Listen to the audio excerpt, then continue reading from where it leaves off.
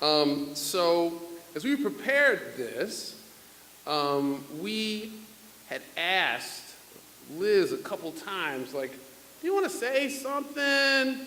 She's like, no, I'm kind of shy. You're a teacher. No, I'm still kind of shy in front of people. But you got such great stories from so many parts of Doug's life. What about the time that when y'all met? Because she had talked about how they met when he was officiating a softball game that she was pitching in, and he made a lot of bad calls, so much that she objected, and he threw her out of the game. And then later, she realized that this was just a way to meet me. Like, it was all part of a whole, he had a plan for that. What about that story? I don't want to tell that story. Well, what about the time, Liz, you told us about a story where an ex-boyfriend was a little out of pocket at a bar, and all of a sudden the ex-boyfriend was flying through the window. And then later on, you were told that there was some sort of orange liquid poured on him after he fell. What about that story? I don't want to tell that story. But she said she did want to tell the story, a story about his childhood. So she recorded that just yesterday, and I want us to play it now. Hi, my name is Liz Castle, and I've been married to Doug for over 53 years. Now, we're both educators, hopefully pretty good educators. They recognized that in 1972 when Doug was elected State of Ohio Best Teacher of the Year. I feel that Doug is a master educator. He has the qualities that make an excellent teacher. He has knowledge, he's fair, he has a sense of humor, and most of all, he's a natural leader. Now, I need to tell you a story. Last year, he came home all excited. He was working as a job at Youngstown State as a recruiter.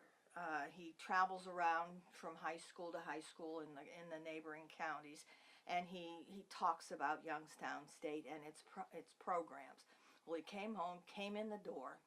He says, Liz, you would not believe it. I was just over at Lucas High School, and the high school guidance counselor is using the same office that the principal used 70 years ago when it was Lucas Elementary School. Same desk, same chair, everything.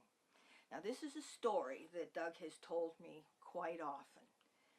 You have to imagine Doug as a first grader. He's 6 years old. Short little thing, skinny, covered with freckles, barn door ears, wearing a denim pair of bibbed overalls, striped shirt. And he's in the first grade at Lucas. Now, it wasn't a good year for Doug.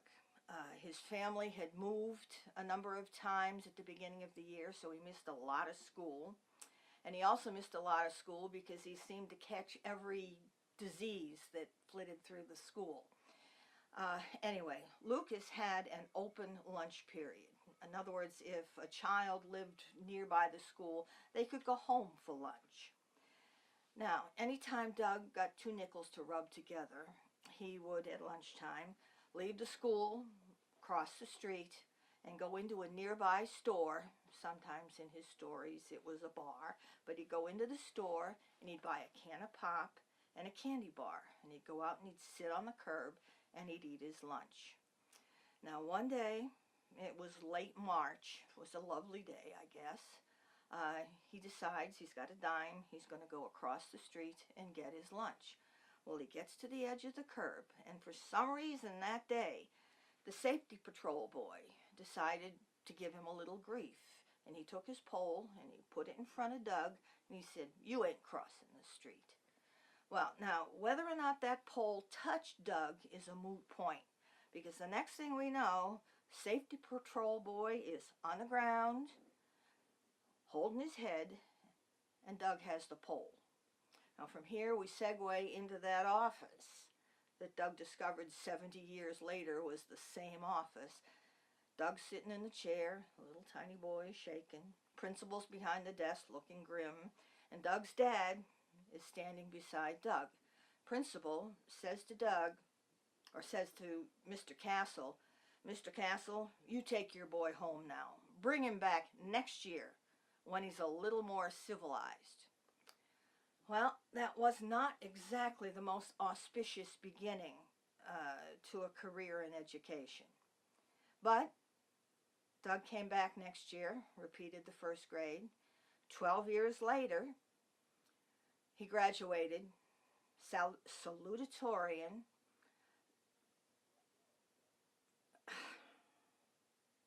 12 years later, he graduated salutatorian, president of his class from Madison High School, class of 1960, and with a scholarship to college.